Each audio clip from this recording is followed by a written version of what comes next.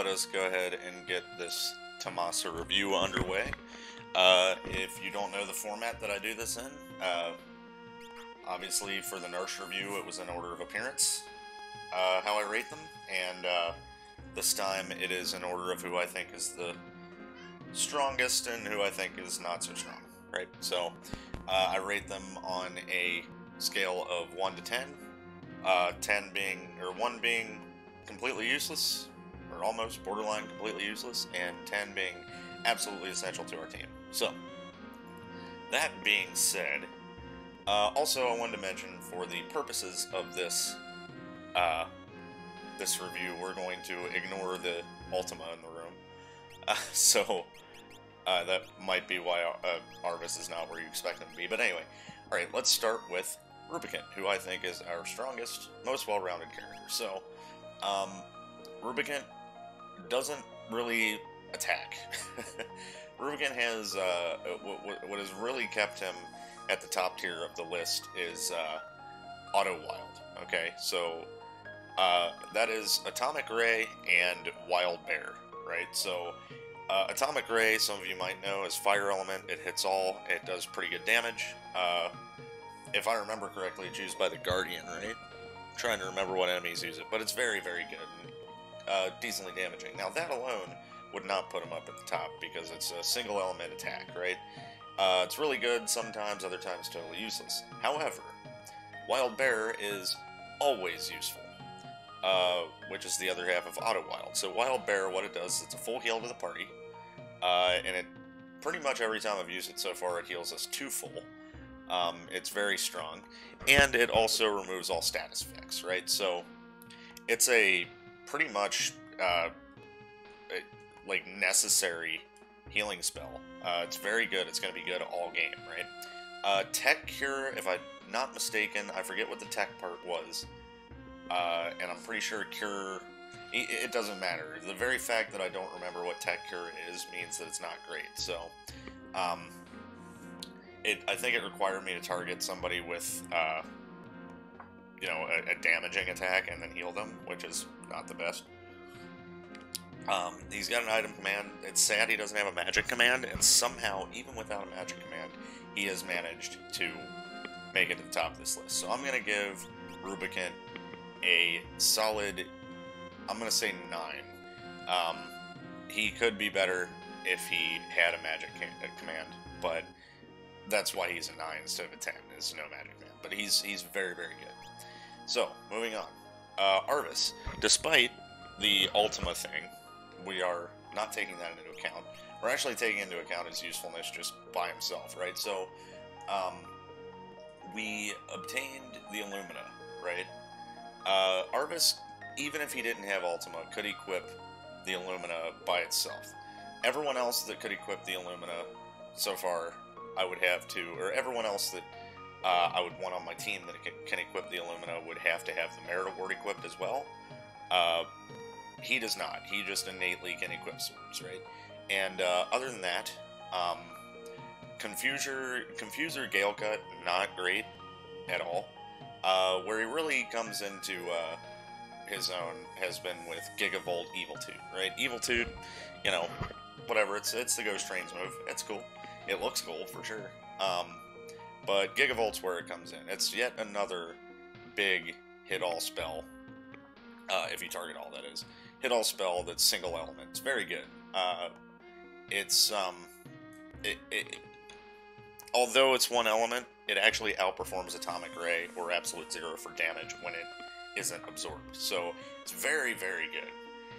He also has a magic command, obviously, but, and that's making him really, really good.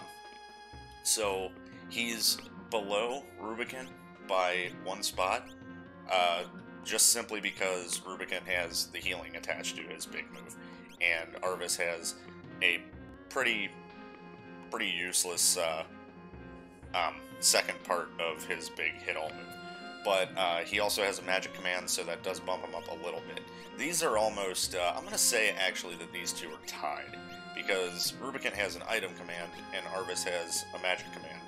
Rubicant can heal, Arvis can equip Illumina. They're very different differently good, right?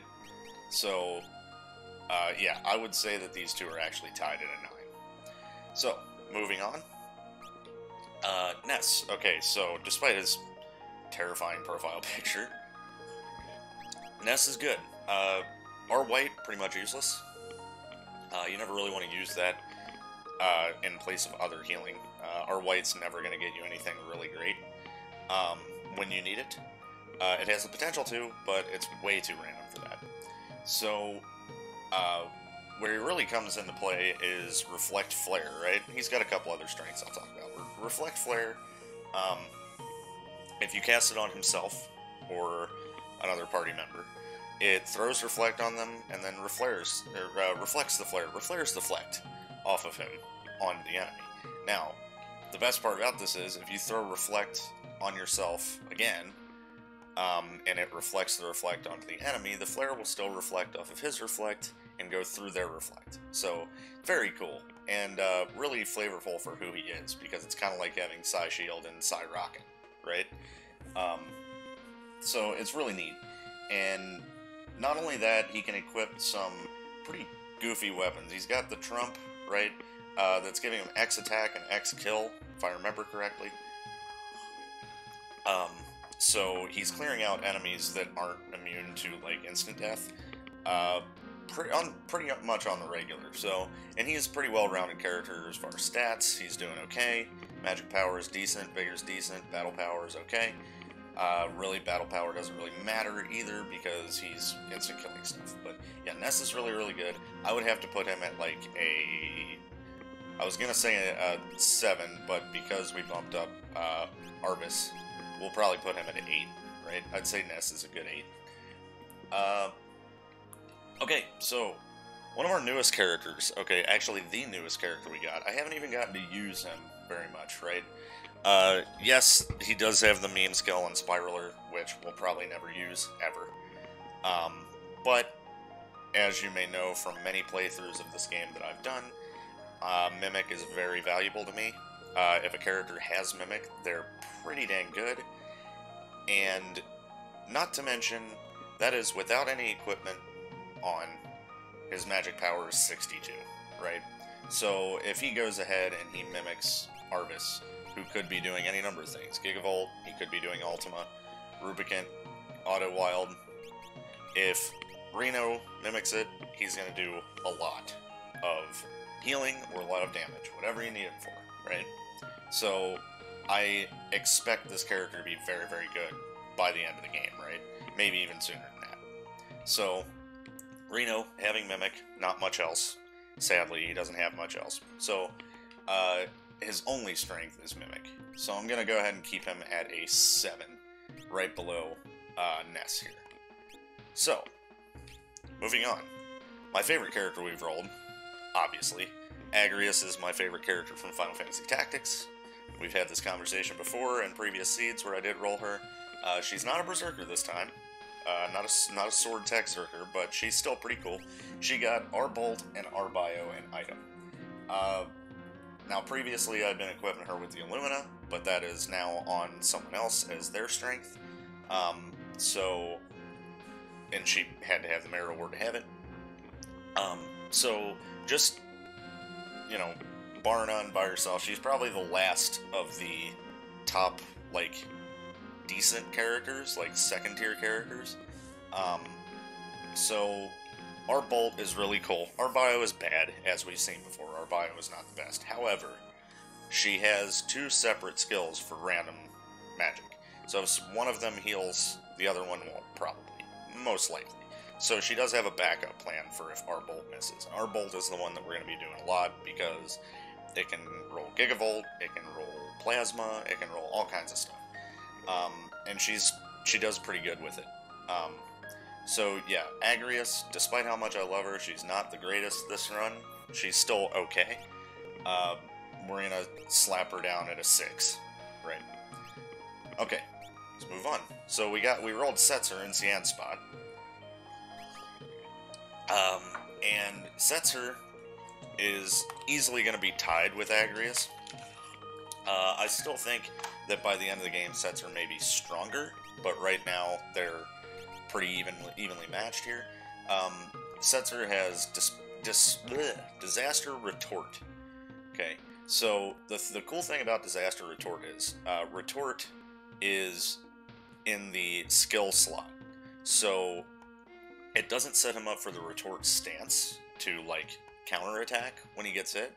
He just does the Retort attack, which is pretty cool. Disaster can be neat for doing some status effects and just like in general disrupting the enemy, but Retort is where it's at for his damage right now. But he also has an X magic stat. So we have not run across any espers that he can equip. Despite having all the espers that we can get in the World of Balance, there's still not one that he can equip. Therefore, X magic is a dead command. If it wasn't, he would very much probably be better than Agarius, but right now, no. Yeah, but the Retort attack, pretty freaking cool. So I'm going to tie him with Agarius of 6. Like I said, chances are he'll probably get better than that. Alright, Billy, our main character, Little Billy. Okay, so, Little Billy has Fight, Lore, W, Condemned, and Item. So the thing about Billy is he's got pretty decent magic power, 43. And he would be very, very good. He would probably outclass both of these characters if he had any decent lures, which he does not. Because he's still studying, man. He's just a little kid. He doesn't know what the hell he's doing. But, yeah, no good lures yet, sadly. If he gets something like Quasar, Grand Train, even something as simple as Whirlwind for, like, healing and stuff, he will be very, very good. Especially with Magic Power 43. Right now, however, he's not so great. He's got a lot of potential, but isn't great. His regular weapons he can equip are katanas, one of which we found that cast Tritok, can proc Tritok, I should say, which is pretty neat, but again, Tritok is 3 elements, so if any enemy is healed by even one of them, none of it does damage, so, and that's probably the coolest weapon we found for him. So right now, if I was taking this into account, because he is the one that has it equipped, I put the Merit Award on him and the Illumina on him regularly. And that's kind of how he's been showing his worth. But because it takes that to make him any kind of good, I'm keeping him at a 5 right now. Right now he's just right smack dab in the middle. So let's move on to Nestal, which the reason that his name is Nestal is because he's Ness's twin brother. And he looks like Gestal, so I named him Gestal. He's the same age as Ness, he just has a rare condition where he ages backwards. So, anyway, he's got a magic command. I have not checked to see if there's... Oh my gosh, what a sneeze. Okay, I'm gonna have to mute that later, sorry. He has no espers of any use that I've seen that he can equip just yet, but he has Absolute Empower, or Absoemp, right? So, Absolute 0 and Empower, the sword tech. Empower, not the best, can actually kill you if you do it to an undead enemy, so it's kind of risky. Absolute 0, we have completed the triad of hit all elemental attacks. We had Gigavolt hitting everything. In Lightning, we have Atomic Ray hitting everything in fire, and now we have Absolute 0 hitting everything in ice. It's pretty good, but not exactly better than the other two, especially considering his stats. His HP isn't great. You know, he's just not the best character, and I haven't been using him much. Once he has some espers, that could change, but that rings true for everybody. So I'm going to go ahead and keep him right next to Billy at a 5. They're both tied at 5. So, let's move on to Cian, who we rolled in Straggler's spot. Cian is our Berserker. I'm incredibly disappointed that he just became a regular Berserker with Fight, especially when we've rolled a Sword Tech Berserker in the previous seed. It is nice to finally get the Berserker in the World of Balance for once, even though it was very, very close to the end of the World of Balance. But yeah, just your straight-up regular Berserker. I don't have a Rage Ring or a Blizzard Orb yet, otherwise he would probably be a little bit higher up in this list. But yeah, he's just a Berserker. So as of right now, not the best. Probably will get a lot better, depending on how these characters shake out. He might actually jump ahead of them by the end of the game, but we'll see. As of right now, he is also sitting at a 5. I would tie him with these 3. Anyway, moving on to Porum. Okay, we got a Final Fantasy IV character. Not my favorite of the Twin Lizards of Mysidia, but she'll do. And she's not a healer this game. She's not a white mage. She's also not a black mage. She's a time mage, which is pretty cool. As you know, time mages are my favorite mages from the Final Fantasy series. She has Warp and Haste, so she's very much a utility character and support character. So the only thing she's missing is the ability to heal us outside of items. That's a shame. Now, if she had Warp and Haste and her 4th spot was like a magic command, she'd probably be a lot better. But only having Warp and Haste, and the only item I've seen to change either of those was to change Warp into Arbio, I think it was, like Agarius has. Not the best. Having free haste is great. Basically having Flee with Warp is pretty good, but she's so niche and so not good that she's at the bottom of the list, pretty close to the bottom of the list. So I would put her at like a 3, right? I don't see myself using her again. Right, and then we have Zerky, who is literally just the Berserker sprite from FF5 in our Mog spot. Pretty sure Stow Tent is Stop Tentacle. Not the best. Does have natural jump, which is pretty cool, but these skills are not useful at pretty much any point of the game when you have characters like this, right? If this was maybe like our only character out of 3, it might be a pretty good character, but as it is, boring sprite, really weird mugshot, and not really that useful. So right now he is sitting at a 2, because although I'm not using him, jump is a good command to roll, and at least he's not totally useless, right? So either way, that's it for the Thamasa review as far as characters. Now let's talk about the seed a little bit. So now we got to talk about it, right? We got the wall ring.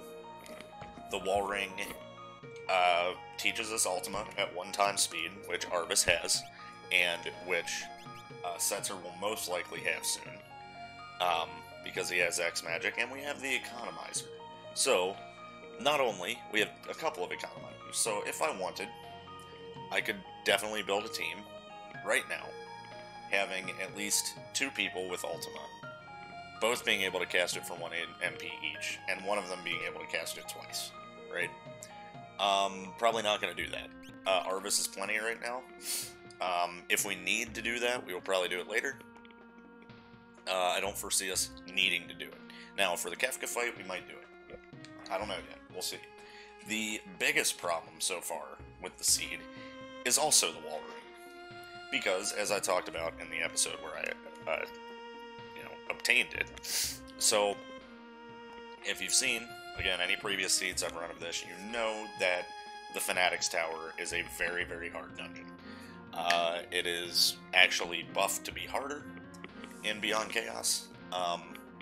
And even in the vanilla game, it was very hard to get to the top without wall rings or Moogle Charm.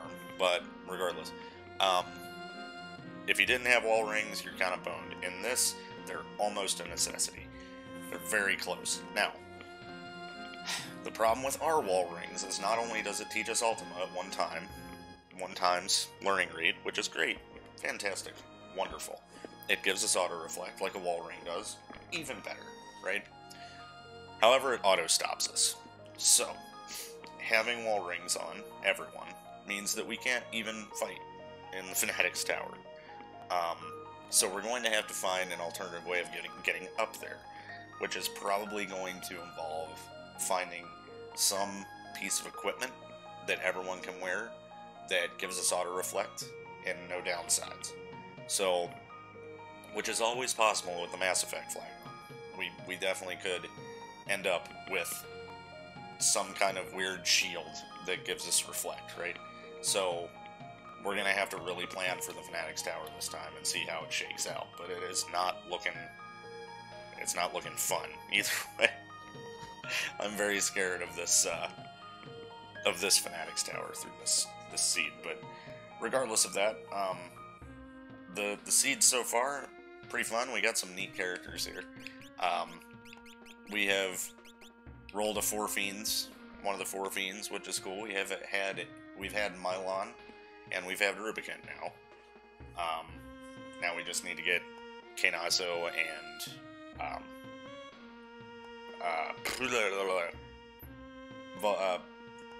Vivalis. Jeez, why couldn't I think of that? I was mixing it up between Vivalis and Barbariccia, which is the Japanese name for her. So, yeah, Vivalis, right. So, that's cool. But as far as the game so far, looking alright. We'll see if it gets any better. Billy found out that he's a monster child from another dimension, and he's still trying to focus on his studies. He might develop a complex from that, but really hoping that he gets some good lures pretty soon.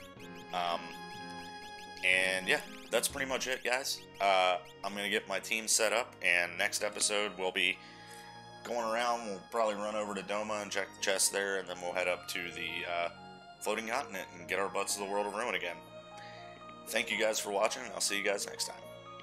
Peace.